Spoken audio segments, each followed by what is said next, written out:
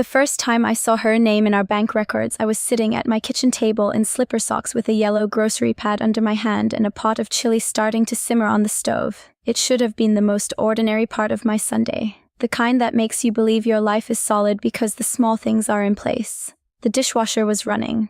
A college game murmured from the living room where Ethan had left it on before heading out to rake his mother's front walk.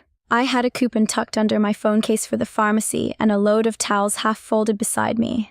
Then I opened the joint checking account to see whether the electric bill had cleared and found a woman's full name, where no woman's full name should have been. Marisol Vega. For a second I thought it was one of those payment processing errors where a random label appears where a company name should be. But I looked again and felt something small and cold move through me. The transfer amount was $280. Not huge. Not impossible. Not even dramatic enough on its face to belong to the beginning of anything that could ruin a marriage. But it sat there between the gas bill and Kroger in a way that made my body go still before my thoughts did. People's names do that.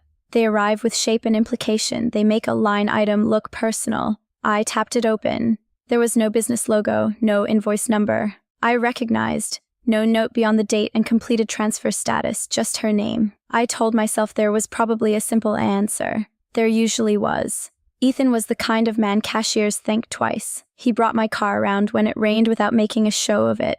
He called if he was going to be 20 minutes late. When my mother had the flu last winter, he dropped off Gatorade and saltines before I'd even left work. If you had asked me that morning whether I trusted my husband, I would have said yes without hesitation and probably felt proud of myself for meaning it. Still, I kept staring. The chili gave a lazy bubble on the stove. Somewhere outside, somebody's leaf blower started up and then stalled out. The kitchen window over the sink had that thin waviness old glass gets in houses built before people expected everything to look perfect forever.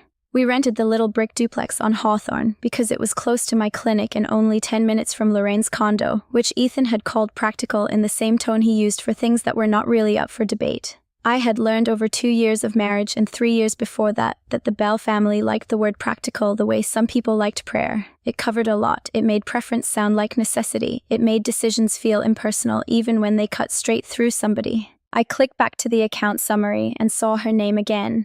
2 weeks earlier. Same amount. Then once more the month before that. I felt the room sharpen around me. Naomi Ethan's voice came through the back door before I heard his boots. He stepped inside, carrying cold air with him, shoulders broad under an old gray sweatshirt, cheeks pink from the wind. He bent to untie his work boots on the mat, and I watched him with that strange double vision people must have right before the first crack becomes visible in something they thought was whole. One part of me saw my husband. The other saw a man walking into a room where a woman's name was glowing on our bank account. "You're back early," I said.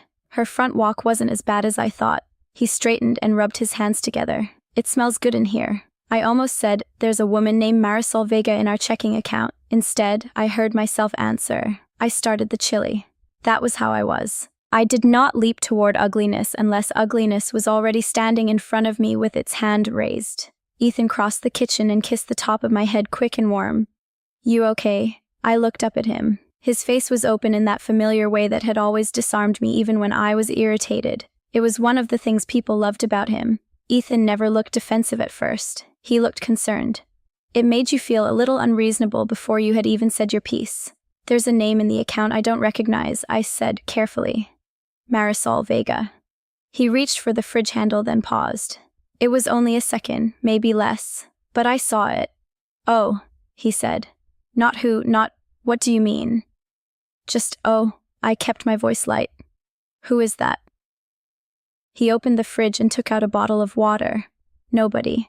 I actually laughed a little then, not because it was funny, but because the answer was so bad it did not fit the room. "She's not nobody if she's getting money from us."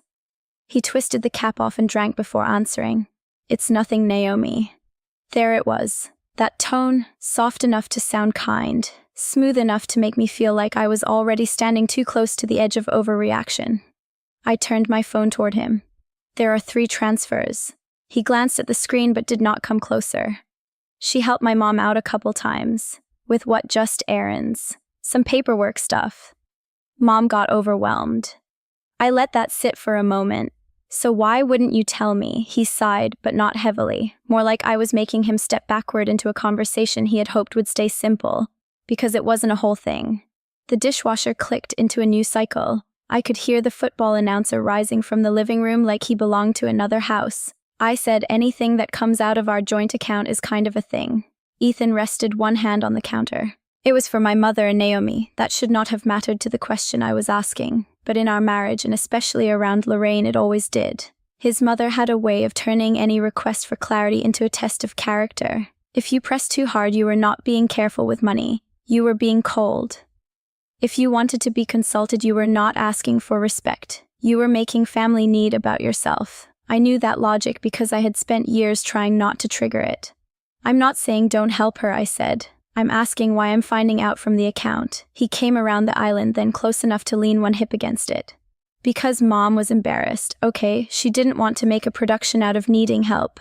Marisol's a woman from church who's done some part-time organizing and rides for people. It wasn't worth upsetting my mother over. Upsetting my mother, not discussing with my wife, not explaining, not even forgetting to mention it.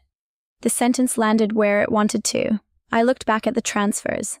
$280 3 times. He shrugged. That's not crazy. No, I said. It's not crazy. It's regular. His expression changed a fraction, something smaller than annoyance, larger than nothing. You're making it sound weird. I stared at him. He softened immediately. Hey, I'm not saying you can't ask. I'm saying there's a simple answer. That was the part that got under my skin, not the content. The management of it, the way he always seemed to stand one emotional floor above the argument, speaking down gently as if my feelings arrived less organized than his. I locked my phone and stood up to stir the chili. The wooden spoon knocked lightly against the pot. I could feel him watching my back. When were you planning to tell me? I asked. I wasn't hiding it. I turned. You didn't tell me. He spread his hands. Because it was just helping my mom. A memory slid across my mind so fast it felt borrowed. Thanksgiving last year, Lorraine in her pearl earrings smiling at me over the cranberry dish and saying to Ethan, not to me, you always were good at handling these things quietly. At the time I had thought she meant his patience. I had smiled and kept passing plates. Now that sentence came back with a different shape. I said, how long has Marisol been helping her? A little while. That's not an answer. He rubbed the back of his neck. A few months maybe. On and off. A few months. My chest tightened. I was the one who brought Lorraine soup when she got bronchitis in February. I was the one who picked up her prescriptions twice when Ethan got stuck at work. I was the one who sat on her condo sofa in my scrubs eating stale shortbread while she explained again that she had never liked digital banking and that modern customer service was humiliating. All that time there had apparently been another woman in the picture. Not because I wasn't willing, because I hadn't been asked. And worse than that, I'd not been told enough to notice I wasn't being asked. The back of my neck went hot. I just don't understand why this had to be secret, I said. Ethan's mouth tightened. It wasn't secret. I held his gaze. Then say her name without acting like I'm the problem. For the first time, silence stretched between us in a way that felt less like marriage and more like weather. Then his face settled again, calm as ever. Marisol Vega, he said. She meant nothing, Naomi. She was just helping my mother. That's all. I wanted to believe him. I really did. Not because the explanation was good, but because my whole life with him was built on the belief that when something mattered, he would meet me inside it honestly. Instead, I said, okay. He nodded, relieved too quickly, and reached for a bowl from the drying rack as if the conversation had returned to ordinary life. As if I had. As if naming the woman had fixed the feeling of her. An hour later, we drove to Lorraine's condo with a container of chili wrapped in a dish towel. The late November light had already gone thin and bluish over the strip mall signs and bare maple branches. Ethan carried the food, I carried the cornbread. Lorraine opened the door wearing a cream cardigan button rung at the top, the kind of detail people notice when they are tired or frightened or pretending not to be either. Well, there's my domestic cavalry, she said. She kissed Ethan's cheek. She touched my arm. Inside, the condo smelled faintly like lemon furniture polish and whatever floral hand soap she had been using since before I met her. The television was on low in the den, a puzzle set half finished on the coffee table. I knew this place well enough to find glasses without asking, and still there were moments in it when I felt like a guest who had gotten good at being useful.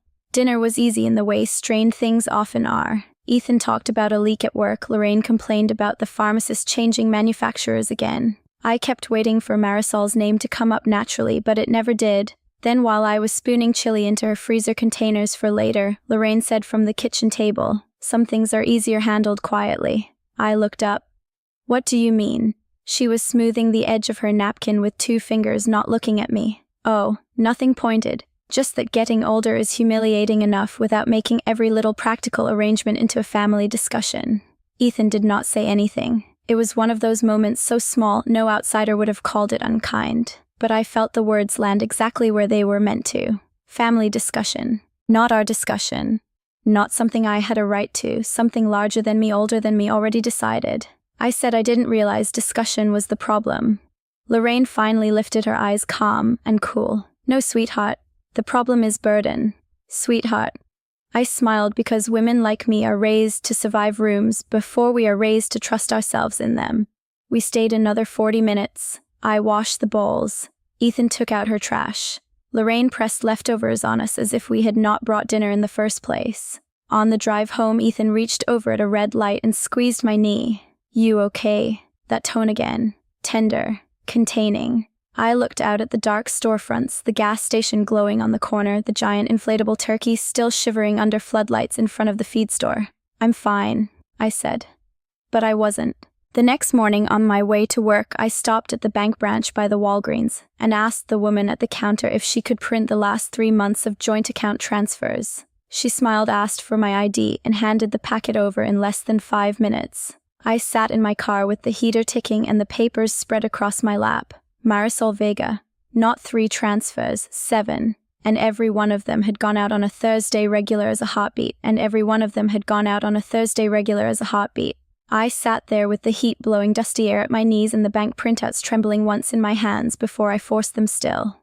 Thursday. The same day Ethan usually stopped by Lorraine's place after work because, as he put it, she hated ending the week alone. The same day I worked late clinic hours and usually grabbed something small for dinner on the drive home because by the time I got back he had already eaten with his mother or picked up takeout for both of them. So that was how you hid a system from your wife. You fit it inside the shape of an existing routine and trusted her own decency to keep her from examining it too closely. I should have gone straight to work. Instead, I folded the papers, carefully slid them back into the envelope, and called my mother from the parking lot.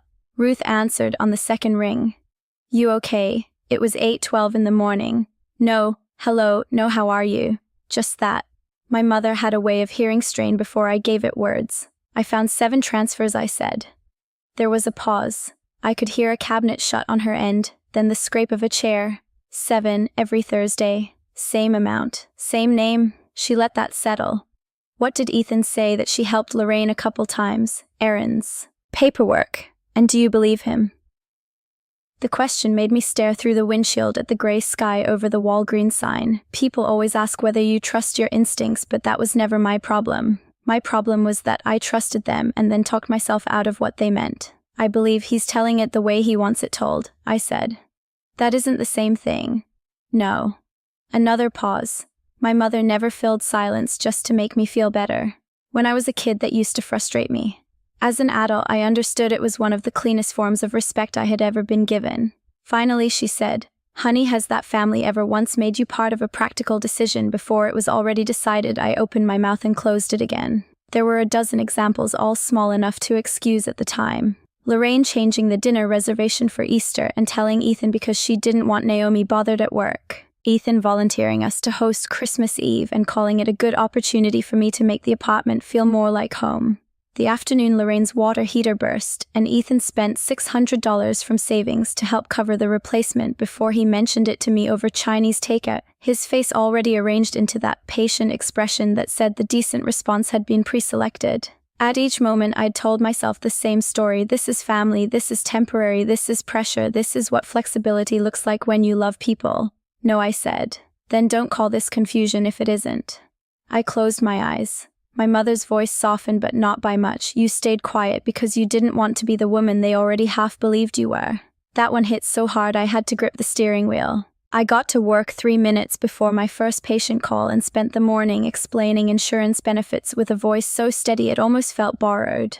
Around noon, while I was verifying a prior authorization, I pulled the bank printouts back out and looked harder at the transfer references. Each one had a short code after Marisol's name I had missed the first time. Not random letters, an abbreviation, PPCS.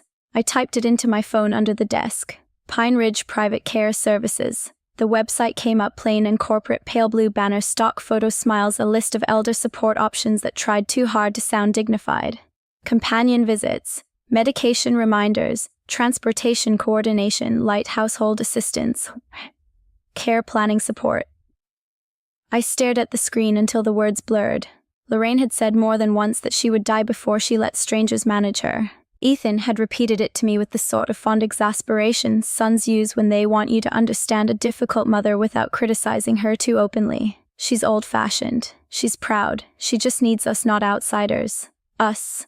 I had built a whole emotional life inside that word. By 4:30, I had convinced myself there was still a chance this was smaller than it looked. Maybe Marisol was freelance help. Maybe Pine Ridge handled billing but not formal care. Maybe Ethan had panicked and made something sound casual because Lorraine was ashamed. Maybe.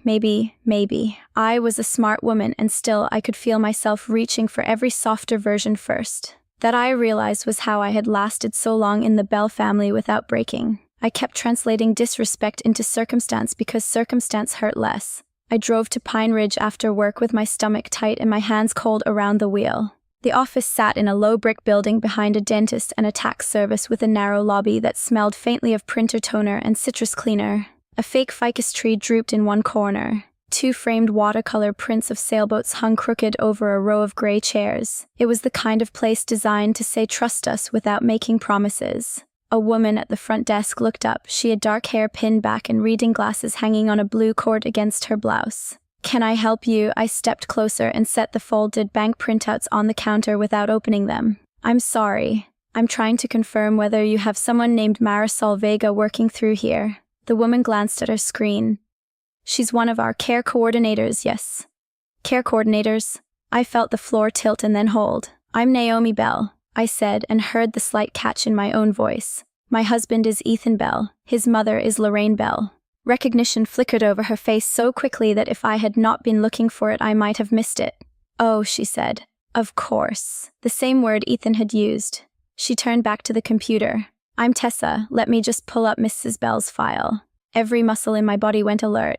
Her file. Tessa clicked twice, then looked up with an easy, administrative smile. "Yes, since you're family, I can—" She stopped. Not because I interrupted, because she finally really looked at me. I kept my hands flat on the counter. "Since I'm family, you can what?" A small professional caution came into her face, but it arrived too late. The damage had already been done. "I'm sorry," she said carefully. "I assumed you were already aware of the arrangement." Arrangement. The word moved through me with a strange, clean violence. "What arrangement?" I asked. Tessa hesitated. "Mrs. Bell has had companion support and transportation coordination through us since spring. Vega handles most of it personally. There was some medication pickups at first, then recurring weekly support, some billing help, scheduling, that sort of thing." Spring. The room became intensely specific. The hum of the printer behind her, the fluorescent light buzzing faintly above the entry mat, the tiny bowl of peppermints on the corner of the desk, all of it too real for me to still be misunderstanding. I said, "My husband told me she helped a couple times." Tessa's mouth changed only slightly. Not pity, something worse. The face of a person who has worked long enough with families to recognize the outline of exclusion. "I see." I reached into my bag and pulled out the bank printouts. "These are from our joint account." She looked at them, then back at me. "Mrs. Bell's services have been billed privately, monthly, broken into weekly transfers at your husband's request." At your husband's request. My throat tightened so hard I had to swallow before I could speak again. "Did anyone ever need my authorization for that?" Tessa blinked.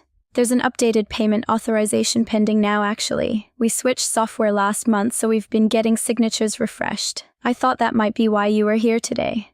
She turned slightly and lifted a folder from the shelf behind her. My name was on the top page. Not as account holder, not as spouse, not even as joint payer. Emergency family contact. That was the moment everything rearranged itself. Not because it was the cruelest detail, because it was the neatest. Ethan had built a whole system where my money could move, my labor could still be expected, my last name could make things easier, and I could still be placed one step outside the real circle of knowledge. Close enough to be useful, not close enough to be consulted. A memory came back so hard it nearly made me dizzy. July, Lorraine's condo me, kneeling by her hall closet with a tote bag of old pharmacy receipts because Ethan had asked if I could help sort a few things. Lorraine standing over me saying in that cool voice of hers, "You're so good at details, Naomi." I had gone home feeling absurdly chosen, trusted. I understood now that while I was sorting old papers on the floor, somebody else had already been handling the real ones. I heard myself ask, was I ever discussed as a reason not to tell me? Tessa did not answer right away, and that was answer enough. She pushed her glasses up with one finger and said quietly, "Families usually have their own internal decisions about who manages what, internal decisions." It took everything in me not to cry right there at that cheap counter under the watercolor sailboats. Not because I was weak, because humiliation when it is finally named has a physical force. It leaves you standing in your own life like a guest who has opened the wrong door. I looked at the unsigned authorization form again. Naomi Bell, emergency family contact, not wife, not partner, not payer, not decision maker. Something in me went still then, not numb, clear. I took out my phone. Tessa said, "Ms. Bell, I'm sorry if you didn't do anything I said." My voice sounded different to my own ears, lower, cleaner. I pulled up Ethan's number and hit call. He answered on the third ring. "Hey," he said, "everything okay?" I looked at the folder with my name on it at the line waiting for a signature. Nobody had bothered to mention to me at the records of a private arrangement built out of my marriage and around me. "No," I said. "It isn't." He went quiet. "I'm at Pine Ridge," I said. "You need to come here now." "Naomi, the money is not the worst part," I said, and for the first time since I had seen Marisol Vega's name I heard no softness in myself at all. "That's your problem. Come here." "No," I said. "It isn't." He went quiet. "I'm at Pine Ridge," I said. "You need to come here now, Naomi." "The money is not the worst part," I said, and for the first time since I had seen Marisol Vega's name I heard no softness in myself at all. "That's your problem. Come here." I ended the call before he could answer. Tessa stood very still behind the desk, both hands resting on the folder she had half pulled from the shelf. She looked like a woman who had spent enough years in administrative offices to recognize the moment a family story split open in front of her and became something she could not fix with a form. "I can give you a room if you need privacy," she said. I looked at the unsigned authorization page again. My name printed neatly where no real authority had ever been given to me. Emergency family contact. The kind of role people assign to women they want close enough to help but far enough away not to matter. "Yes," I said. "That would be good."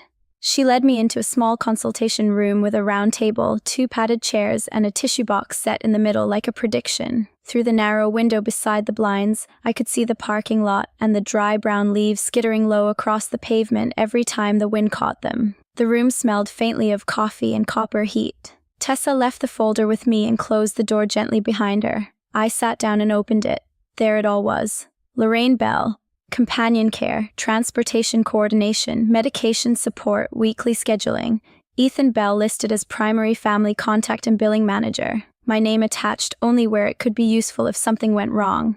I read the dates twice. Spring, summer, early fall, all the months in which I had brought casserole dishes, picked up prescriptions, sorted old receipts, listened to Lorraine's sigh about aging like it was whether none of us could change. All the months Ethan had come home and kissed my forehead and said he was tired from helping his mother, as if help was the whole truth and not a shape he had already edited for me. I could feel my pulse in my throat, but underneath it something steadier had begun to take hold. I'd spent so much of my marriage trying to be fair before I was hurt, trying to give context before I gave myself permission to feel what was happening. It had always seemed like maturity. Sitting there with the folder open and my name misplaced on the page, I understood something I should have known years ago. They had mistaken my fairness for pliability. The first person who arrived was Lorraine. Of course it was. I heard her voice at the front desk before I saw her clipped and low with irritation that only sharpened my sense of her. Tessa opened the consultation room door a crack and asked, "Would you like her in here?" I folded my hands in my lap. "Yes." Lorraine stepped in, wearing her camel coat lipstick still careful, one glove half peeled off as if she had dressed in a hurry, but not enough of one to forget herself. When she saw me sitting with the folder open, something flickered in her face. Not surprise exactly. Calculation, then displeasure that calculation had become necessary. "Naomi," she said, "what is all this?" I almost laughed. Not because it was funny, because that sentence had lived under my skin for months in reverse. What is all this? As if I were the one who had brought confusion into the room. I looked at her and said, That depends on whether you want the paperwork answer or the honest one. Her chin lifted a fraction. I don't appreciate being summoned like this. I wasn't summoning you, I said. I was asking my husband to come explain why a care office knows more about my marriage than I do. Her mouth tightened. For a second, neither of us spoke. I could hear a phone ringing at the front desk, then stopping. The sound of someone dragging a cart down the hallway. A normal workday holding still around the edges of my life while mine was rearranging itself. Lorraine sat down slowly across from me, placing her gloves on the table with the same care she used to fold napkins after dinner. If this is about the payments Ethan told me he meant to explain. I nodded. When she did not answer, the door opened again before she could try. Ethan stepped into the room looking windblown and pale, his hair still slightly damp at the temples from where he must have run a hand through it on the drive over. He looked first at me, then at the folder, then at his mother. For the first time since I had met him, he did not seem to know which version of himself to enter the room as. Naomi, he said quietly. That voice had carried me through flu seasons and flat tires and hard weeks at work. It had soothed me on nights when I was too tired to sort my own feelings. It had always sounded like safety. Now I heard the structure beneath it. I said, "Sit down." He did. For a moment, none of us moved. Ethan kept his hands clasped hard between his knees. Lorraine had one palm flat on the table, the other resting over her glove, as if even now she meant to stay composed. I looked at Ethan first. "You told me she helped your mother a couple times," I said. "You told me it wasn't a whole thing. You told me she meant nothing." He inhaled. "Naomi, I know how this looks." "No." I shook my head once. "That's exactly where you start lying. This does not merely look bad, it is bad. Don't move it into appearances because you don't like the truth." He stared at me and I saw the shock of it land. Not because I had raised my voice, because I hadn't. I'd touched the top page of the folder. "This has been going on since spring. Weekly, structured, billed in, managed. Paid out of our joint account in pieces because that made it easier to hide. There is an updated authorization waiting for a signature I was never told about. And my role in all of it is emergency contact." Ethan rubbed the back of his neck. "I wasn't trying to erase you." Lorraine let out a quiet breath, not quite a sigh. "No one erased you. This was a practical arrangement during a difficult period." There it was. Practical. Difficult, the old liturgy. I turned to her. "Do you know what makes this humiliating?" Her expression chilled. "I'm sure you'll tell us." "Yes," I said. "I will. It isn't that you needed help. It isn't even that you used money we should have talked about first. It's that both of you decided I did not need to know because you had already decided what kind of woman I was." Ethan opened his mouth, but I kept going. "You made me into the problem before I had a chance to speak. Not because I ever refused to help. I never did. Not because I'm careless with your mother. I wasn't. I drove her to appointments. I picked up her prescriptions. I sat on her living room floor sorting receipts while another woman handled the part you thought actually mattered." I looked at Lorraine then and I saw something move in her face. Not softness. Memory. Shame trying not to become visible. "You let me do the work that made me look kind," I said, while keeping me outside the work that gave me standing. Lorraine's eyes narrowed. "You are making this sound crueler than it was." I felt something settle all the way down in me. "No," I said. "I'm making it sound accurate." The room went still. Ethan leaned forward, elbows on his knees. "I didn't tell you because Mom was embarrassed. And because every time money comes up with family, you get tense about fairness, and I knew this would become a hole." He stopped. Not because I interrupted him. Because he heard himself. I nodded once. "Say it." He swallowed. "A whole issue." "There," I said softly. "That's it. Not cheating, not panic, not confusion. You both decided I would be an issue, so you built a system around me." His face changed then. Something in him finally had to look at itself. "That's not," he began. "It is," I said. "You did not protect your mother from me. You protected your right to decide. I did not count." Tessa was standing just outside the partly open door now, not intruding, not leaving either. I could sense her there, the quiet witness of someone who had nothing personal at stake and had still become part of the truth because truth had happened in front of her. Lorraine straightened in her chair. "You are young, Naomi. You don't understand what it costs to lose control of your own life in pieces." The words might once have softened me. Instead, they opened something else. "My mother understands that," I said. "She understands exactly what it costs. That's probably why she never once taught me to call disrespect practical just because it arrived in a soft voice." Lorraine looked at me as if I had slapped her. I had not. I had done something worse. I had refused her the right to define the moral terms of the room. Ethan's eyes lifted to mine. What do you want me to say? That question hurt more than if he had shouted, because buried inside it was the same old belief that the moment could still be managed if only he found the right language. I leaned back in the chair and looked at him properly, maybe for the first time in months. I want you to understand that the money is not the worst part, I said. The worst part is that I would have said yes. I would have helped. I would have sat down with you and figured it out and adjusted and shown up, because that is what I have been doing since the day I married into your family. And instead of trusting me with that, you trusted me only with the parts that were easy to take from me. His face broke then, not theatrically, not with tears, just with the awful plainness of a man hearing the truth in a language he can no longer defend himself against. Lorraine looked down at her gloves. The silence that followed was not empty. It was the collapse of the story they had both been telling themselves, that this had been necessity, that Naomi was tender but impractical, that the real adults had simply made a difficult call. I reached for the authorization form and turned it so both of them could see the blank signature line. I'm not signing this, I said. Not because your mother doesn't deserve care. She does. Not because I don't understand age or pride or fear. I do. I'm not signing it because I will not put my name under a system built on making me smaller than I am. Ethan's voice was barely above a whisper. Naomi. I stood. For a second, no one else moved. Then Lorraine lifted her head and said my name, not sweetheart, not in that cool dismissive register that always made affection feel like etiquette. Naomi. It was the first time she had said it as if I were a full adult person standing in front of her and not a role she had reluctantly accommodated. The recognition came far too late to heal anything cleanly, but it mattered all the same. I picked up my bag. The bank printouts were still folded inside, the edges softened now from how tightly I'd held them. I looked at Ethan once more and saw with a strange calm that whatever happened next in our marriage would have to happen on ground that did not exist this morning. I'm going home, I said. Not to wait for your explanation. Just home. No one tried to stop me. I walked out past the front desk and through the glass door into the late afternoon. The air had turned sharper while we were inside. Somewhere down the block, an ambulance siren rose, then faded, carrying its thin, lonely urgency through the cold. Dry leaves scraped across the pavement in restless little circles around my shoes. I stood there for a moment with my hand still on the door handle, breathing. It hurt.